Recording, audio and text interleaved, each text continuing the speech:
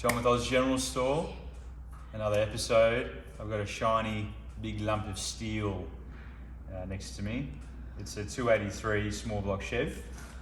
I've got it back from the engine builder who's a friend of mine, Mike's Dyno, or the 308 shop, or Nostalgic Developments, whichever one you want to call it.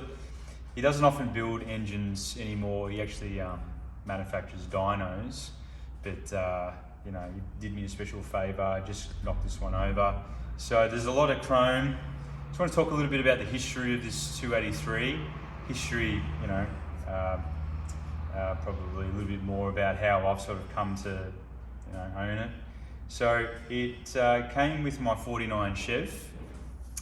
As you guys know, I've been building that for some time. And the story behind that is my buddy, he had a 1954 Chev, and he would work on my Tirana, and I would spend a lot of time with him, learning how to paint and learning the tricks of the trade. So usually, maybe once a week for about a year and a half, I went to his factory in Scoresby, and we you know, had a bit of a play on it. And he had a 54, which he had bought and put it back together. And we went to a couple car shows, and you know, he threw me the keys, and basically, you know, I fell in love with it straight away. So then I had to, you know, buy something that was similar. So I bought a 1949 for not a lot of money. I think it was $2,800, and I've been working on it for all these years.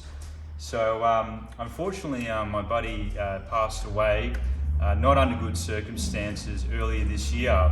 And that's probably the real reason why I haven't really been taking many videos, or, you know, you haven't seen me. Just been taking some time out for myself. It hurts a little bit. So, you know, I'm dedicating this build to my buddy. You know, I love you, mate, and I miss you. But, you know, we'll get this car finished. So yeah, just before COVID, I had got the short block built by Headspec in Clayton using Keith Black pistons. Unfortunately, we couldn't source a camshaft. I don't know why, it was all out of stock. But a couple of years sort of passed, and I said to Mike, you know, can you give me a hand to finish off this engine? Mike knew my mate, and he said, yeah, no problems, let's get this done. So what he's done for me is he's recoated the cylinder heads, he's put all the good stuff in there with the bronze guides and the, you know, Chev LT1 springs.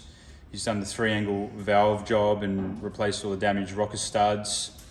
He's put a cam in there. It's just a mild cam. I want my wife to actually like the car, so it's just a sort of standard cam. Timing chain set, all the stuff that you could imagine, all the little nuts and bolts that were missing from this engine he's done. Oil pump pickup, push rods, roller rocker parts, the fuel pump, what else can I tell you? The carby studs, and he's put a fair bit of chrome on it.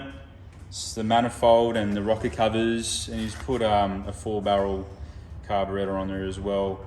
He's also chucked on a recurve Chev distributor. So, you know, assembled the engine so it's a complete turnkey unit. It's been run on the dyno to run in the camshaft and bed in the rings and tune it. And I've got a little bit of footage here of it just on the dyno, just revving. We didn't do a pull because, well, he was there by himself. I was actually away when he ran it on the dyno, so he couldn't do two things at one time. But yeah, that's basically it.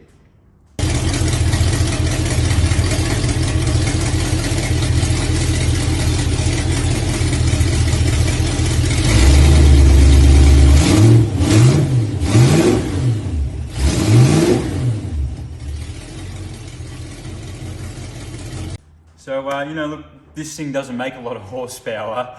It's about 220 horsepower at the flywheel. By the time it's in the car, it's probably 180 horsepower. It doesn't really matter. But what mattered to me was, you know, the engine came with the car. My buddy and I pulled it out of the 49, and, you know, we spent a lot of time together. So those are really cherished memories of mine. And, you know, it's just me working on cars now, basically, without my mate. So, and that really hurts, you know. I feel very emotional when I think about that sort of stuff. But, you know, take care of your mates. I'll see you next time.